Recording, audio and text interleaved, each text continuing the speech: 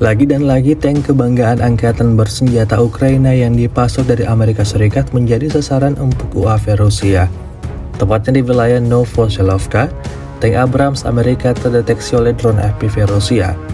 Dibuktikan pada sebuah rekaman yang ramai beredar di media sosial Telegram pada Jumat 31 Mei 2024. Dalam rekaman tersebut dapat dilihat detik-detik serangan yang tepat sasaran oleh drone FPV dikirimkan ke tank musuh saat sedang bergerak. Pasukan Rusia tak membutuhkan waktu yang lama untuk memilih targetnya. Hasilnya seperti yang terlihat dalam rekaman. Kendaraan militer yang menjadi target seketika lumpuh total. Pengangkut personel lapis baja Max Pro Amerika juga turut ditabrak oleh drone FPV, seperti tulis dalam keterangan unggahan. Hingga video ini beredar, beragam komentar dituliskan warganet.